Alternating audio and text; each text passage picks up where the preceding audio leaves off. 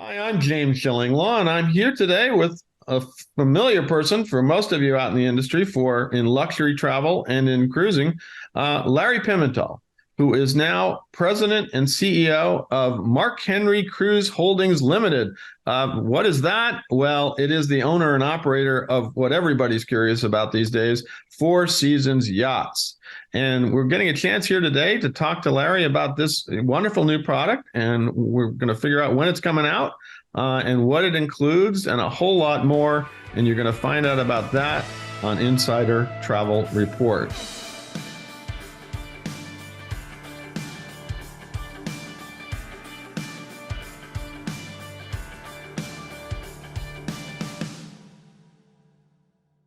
Now, Larry, it's great to see you. You're doing this off camera. We're going to show some shots of you and some shots of the ship. But I know you're recovering from some stuff, and so next time we're going to do this live. We usually do this live, but we'll do that next time.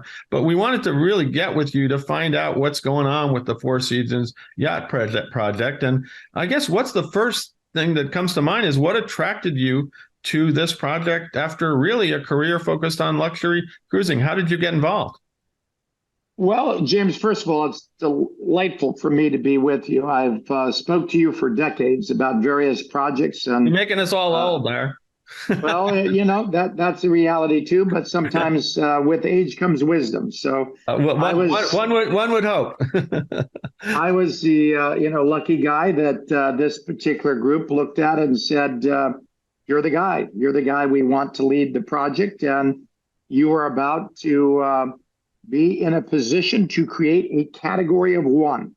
Mm-hmm. And this category of one is going to be the most unique vessel. By the way, Larry, we don't want a cruise vessel. We don't want a yacht vessel.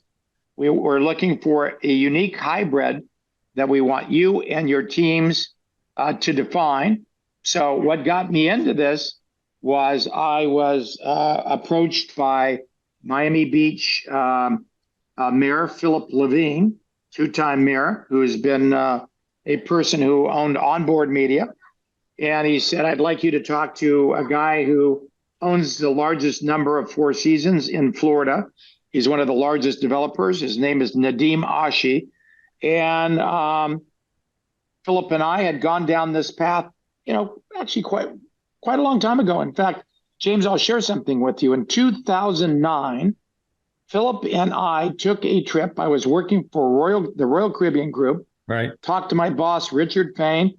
And I said, Richard, I got a call. It's from Isidore Sharp at Four Seasons. They're interested in looking at the cruise space. And I'd met Isidore, and he asked if I might come up and speak to them in Toronto. So as amazing as this may seem, in July of 2009, this conversation started. I remember that because I knew when you were up there, and I remember talking to you about it, and I knew there was a lot of discussion about that. But yeah, this was a while ago, so this is almost more than a decade, almost 15 years ago.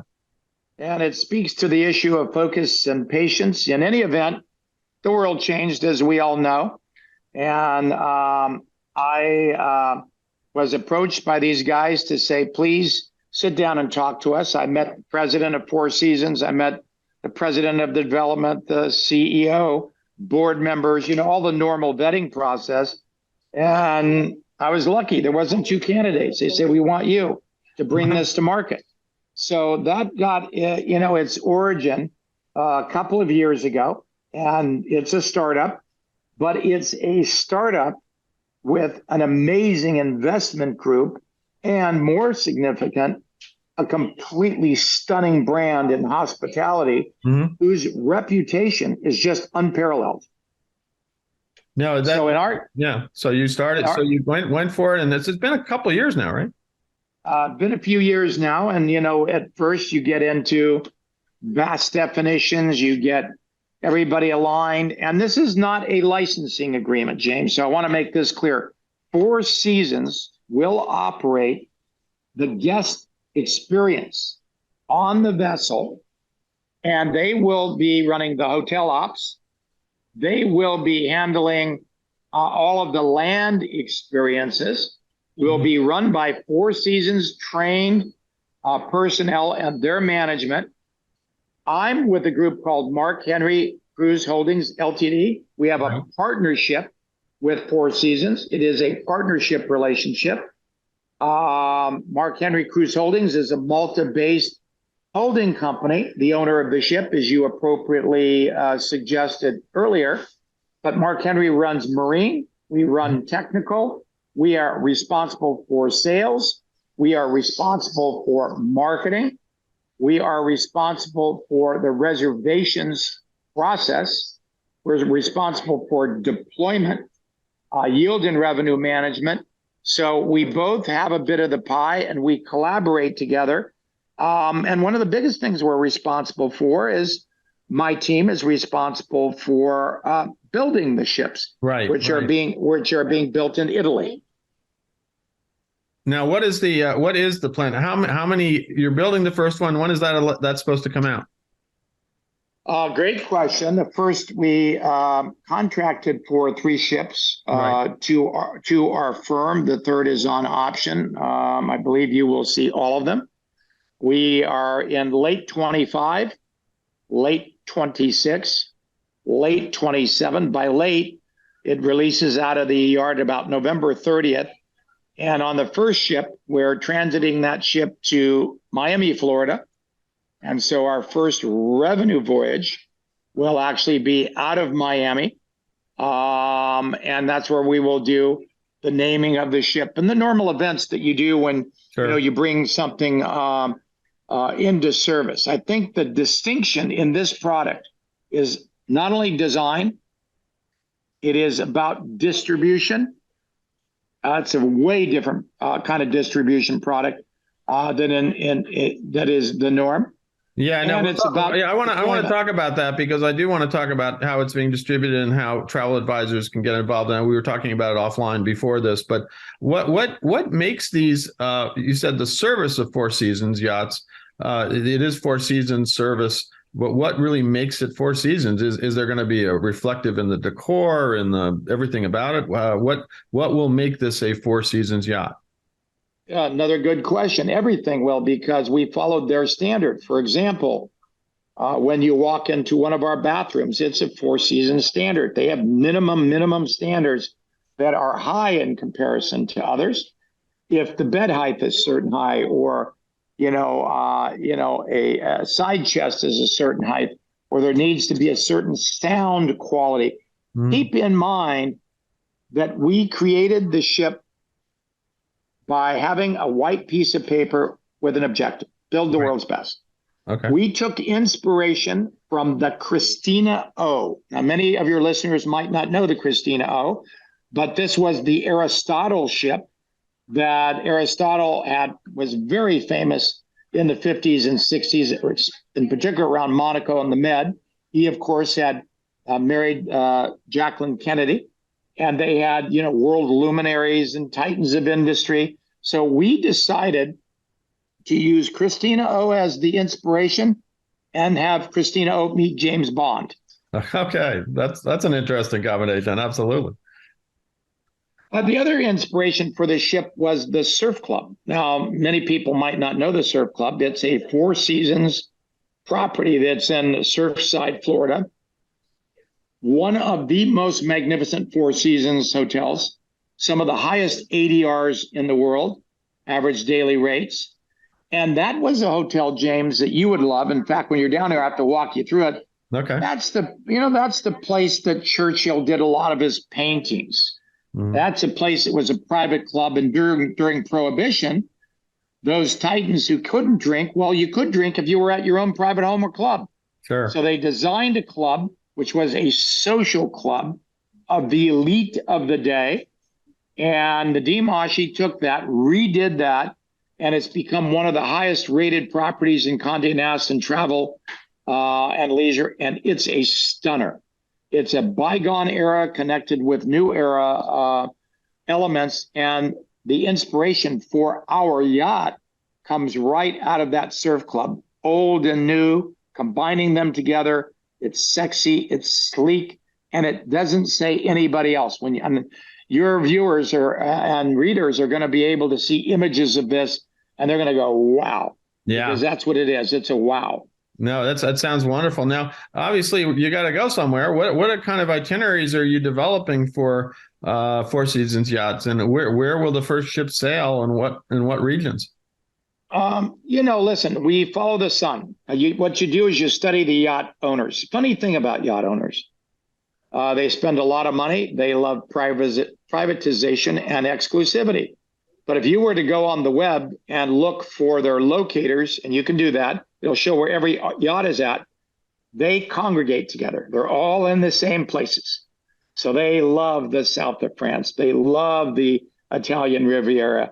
Places like Capri are going to be jammed. You're going to see that Amalfi Coast look Sure. fantastic. The Greek Isles offer endless opportunities in yacht. And this is essentially a super mega yacht. And that's the reason, James, that we have revealed our project at the Monaco Yacht Show, not once, but twice. First to say we're going to get in it, second time to give people more flavor, because that's really who we're talking about. And our data, which we studied with E&Y, Boston Consulting Group, and Bain, shows that a lot of our clients are going to be yacht owners for very specific, reasons. Your question about the first deployment is that we have decided to put that right out of our backyard at a beautiful time of the year. It'll be the holiday voyage in 25, leaving Miami. Okay. And, in the Caribbean there, you have a different sort of scenario. You got to look for a lot of yacht moments. What do I mean by that? That's where you put the marina out. In our case, we don't have one but two marinas. We have, James, a transverse marina, meaning Hmm. across, the Okay. first in the industry. If you can imagine a transverse marina, both port and starboard side, so not one but two, it is stunning. And when you see the pictures, it is stunning. It allows for water sports equipment and activity, of which there will be plentiful. It also allows for our own teak tenders, and we will have some of the industry's first rentable. Well, the transverse marina means two marinas, and that's the most essential, interesting part. I think it will become for many a hub of the ship, and it allows us to offer yacht moments. What is a yacht moment? Well, one of the things we studied with yachty people is they just want to put the anchor down, get their marina out, and enjoy the waterways. Mhm. It's a big part of yachting. The larger the ship gets, of course, it's a different scenario. You want to, be next to a dock. In the case of this, we have dynamic positioning, meaning the ship can hold its position with its technical plant. But we will be using the yacht marina. We'll have yacht toys of every kind imaginable. It will have its own yacht swimming pool that will also come outside of the ship so people can, swim in the waterway. Okay. It will also have its own magnificent custom-made lemos, and I do mean custom-made. These are stunning pieces of equipment, teak, phenomenal, old world quality, and they're rentable. So this is very much like, if you were at a hotel and wanted to rent a limo, that's a possibility. Hmm. I mean, even the lemos itself are pieces of art, but there will be a major area that will be a mixology bar area there, massive TV for those wonderful world sports and World Cup matches. We expect people to use that a great deal. So on the port side, the transfer will be by tender. On the starboard side, there will be water sports, toys, and programming for the guests to enjoy while we're there. Now, this is a feature that doesn't exist at sea today. It's an engineering feat. It was done by Fincantieri engineers. It was not easy to do. Hmm. It cost an enormous amount of money to create the solution via the use of, lots of steel to make, because obviously, vessels are seagoing. They have to be able to take the movement. Hmm. And so when you ask, the overall question is where we're going, we're following the sun. We're following the exact same places. So first ship will be Mediterranean, Eastern, Western, and the Caribbean. And then Wow. as we get ship two, we get ship three. The plan, James, is not to stop there. We have very bold owners, and I do mean very bold owners. They're looking for 10 yachts. You'll see us expand this business into other sectors over time. You want to obviously deal with proof of concept. Right. But what we've seen so far, and I want to say this because it's stunning to me as a marketing guy, when we introduced September of last year in Monte Carlo, this announcement, it is phenomenal. We had over 2.2 billion unique views. Wow. That's B. We have 95 staterooms, my friend. So when we saw that, we said, this is fantastic. And I said, guys, it's fantastic, but we clearly do not have enough inventory. We have to figure out how to go to market and manage how we go to market rather than disappoint people. So we've come up with a process for that. Okay, well, you sort of sliding into something that we were started to talk about is how are you going to distribute? How are you going to sell Four Seasons Yacht, and how can travel advisors be involved?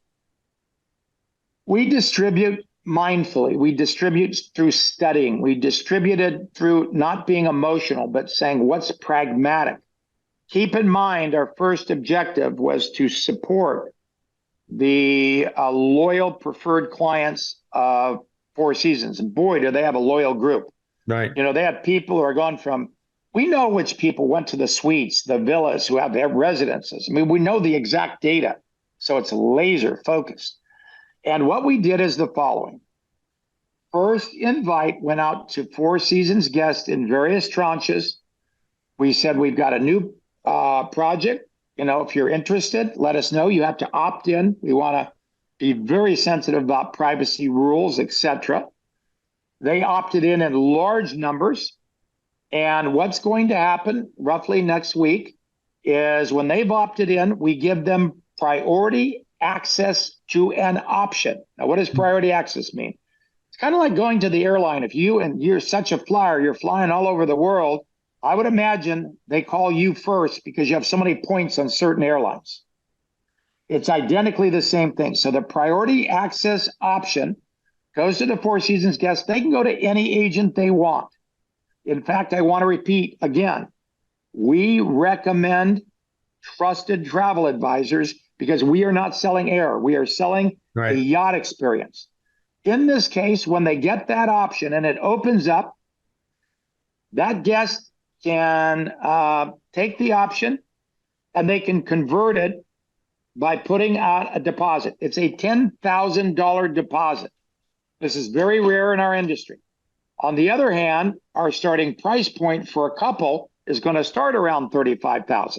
Okay. So if they can't put up 10, then 30, then that's a problem. We know in the data to the kind of clientele we're dealing with, a lot of high-end clientele, ultra high-end clientele, they get what they want. Keep in mind, we're dealing with jet owners. Keep in mind, we're dealing with yacht owners. Keep in mind, we're dealing with people who have 2, 3, 4 homes. Keep in mind, we're dealing with a client who has been very, very successful in their life, or their family has, and they are a client who looks for unique experiences. Mm-hmm. And now, for the first time, Four Seasons is going to be able to transit the world over the 120 countries they have by having a Four Seasons unique product at sea that delivers their quality, their style, their culinary. And frankly, one of the things for me as a seasoned executive, I have learned so much from Four Seasons. Okay. I have learned so much when, you know, James, when you live in an industry, you think of it in one way. If you worked at one of the big guys, and I worked at Royal Caribbean Group, thankfully, loved working there, worked at Carnival. Boy, did I learn Carnival Corp. Boy, did I learn a lot at Carnival Corp. And as you know, I did a startup with the Sea Dream. Right. So I've had these large, small, Queen Mary 2, massive project, but at the other end. And one of the things I've learned is that as a cruise executive, you begin to think this is the way you do it in the luxury end. The data didn't support that, for example. It said, don't pay attention to what the cruise industry does or doesn't do. Pay attention to what the client wants. Right. So we studied the insights of the client. So again, going through that booking stream, invitation goes out, they get into a priority access option, they convert that, and that gives them the right. In January, all of the deployments are put online, Okay. and it gives them the right. And we've set up a different call center. I want to talk about this because I believe you will find it fascinating. Okay. We've taken a chapter out of the financial industry. We've studied, what does E-Trade do? What does Schwab do? What does JP Morgan do with the wealth groups? Well, they have a special department that deals with managing the guest relationship, and they're experts in the guest. So in our case, we've created a department that has yacht concierge specialists, and their backgrounds are fascinating. They're not necessarily cruise. In fact, a cruise background wasn't necessarily an advantage. Some of them one of the gals came from E&Y. Right. And they have really impressive backgrounds. We're training them on our product. We're training them on our ship, on our destination. We're training them through the Luxury Institute on the notion of ultra and high ultra network clients. They're getting a lot of background training.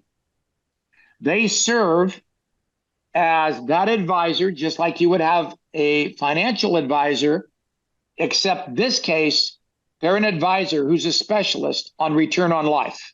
Okay.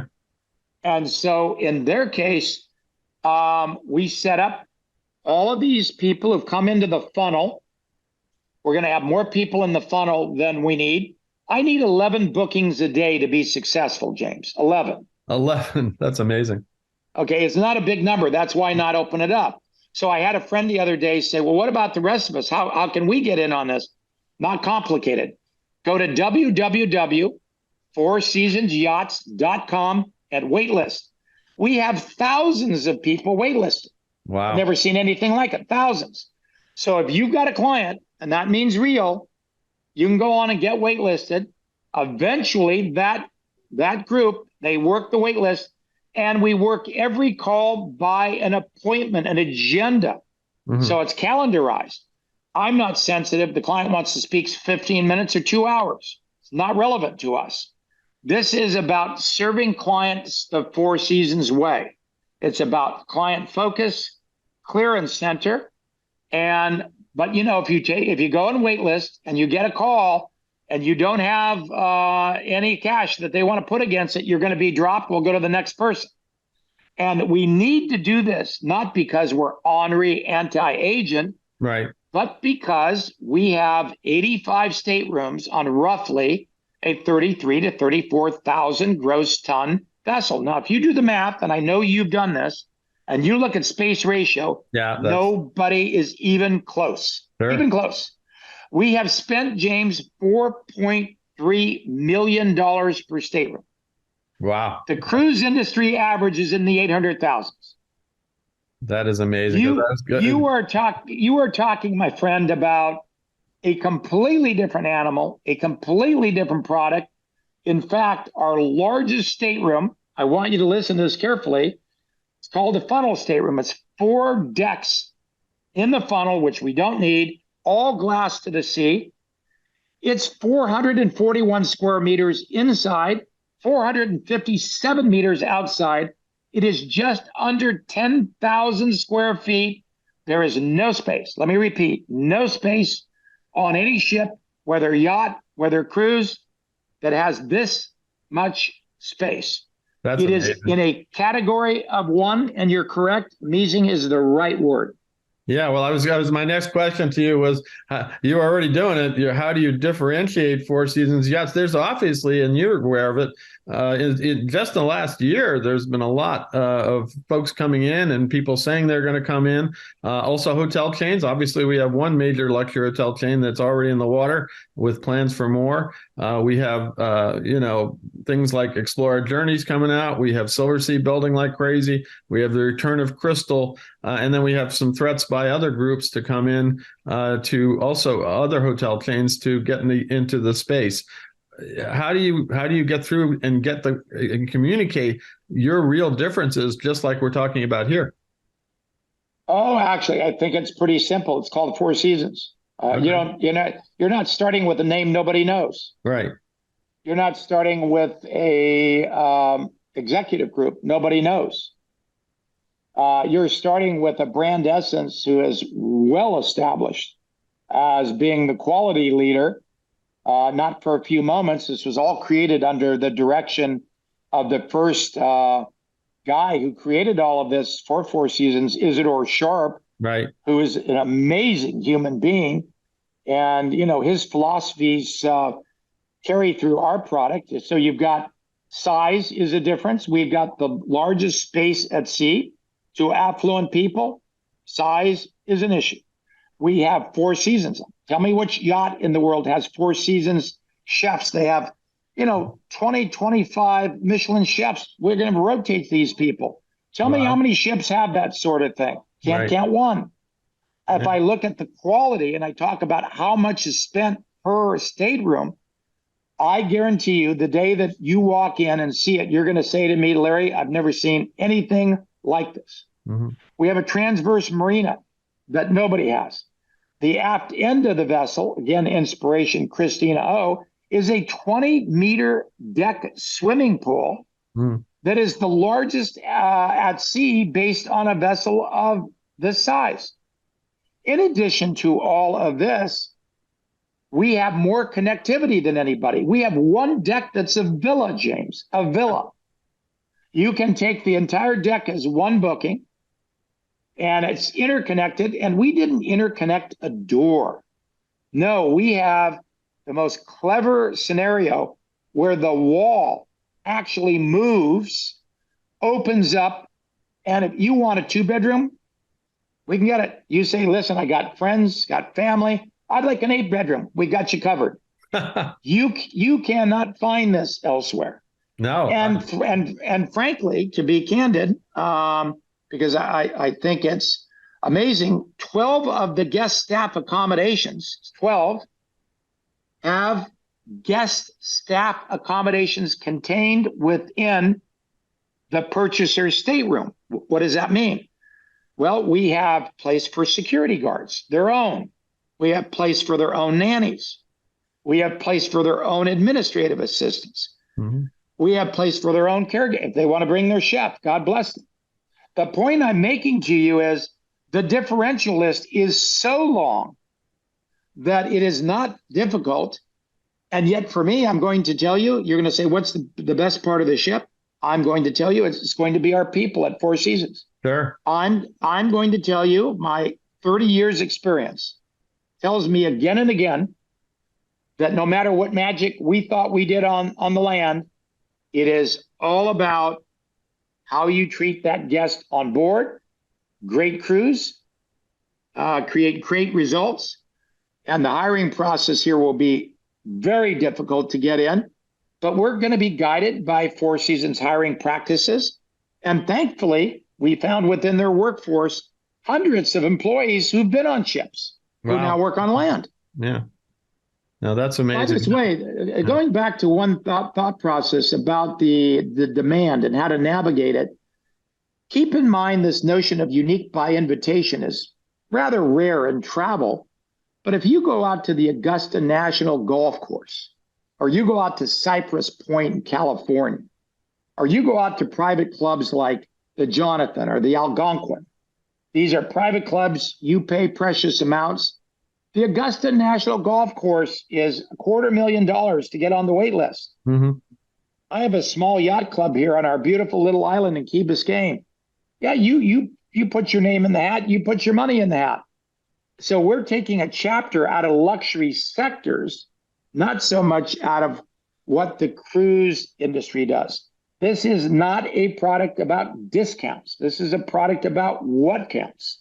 Right, right. No, it's amazing. Now, It all sounds amazing, Larry, and I can't wait to see as the ship comes to become reality, and certainly by 25. And it sounds like really this is the highest state of. In fact, I think you were telling me we don't really look at this as a cruise, which seems to be a trend these days. Nobody wants to call it a cruise; it's an experience, right?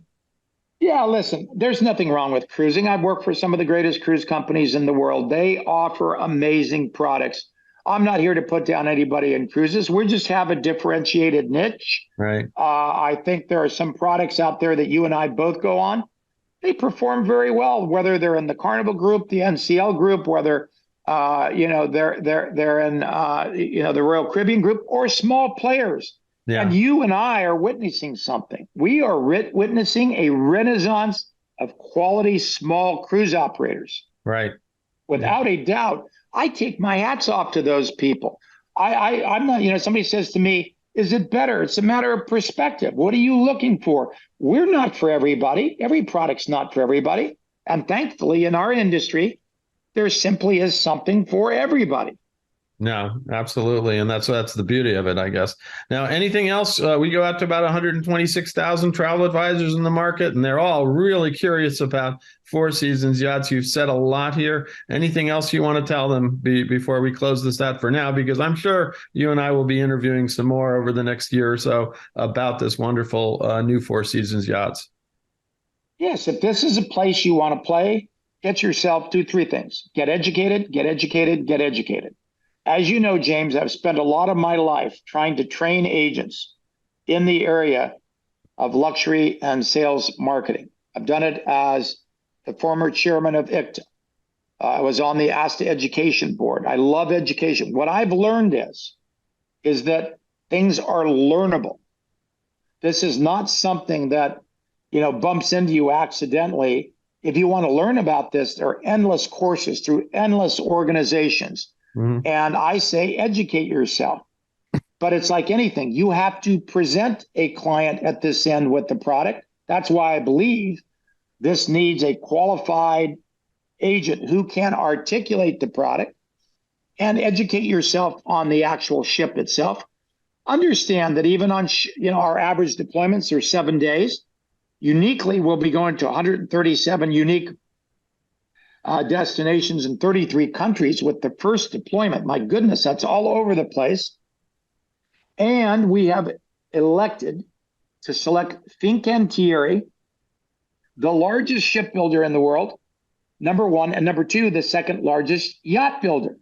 So we've selected a company that has expertise in both spaces. I think what we have is unique.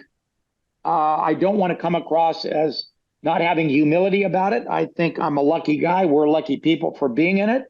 I do think we're created a great, unique, and differentiated product.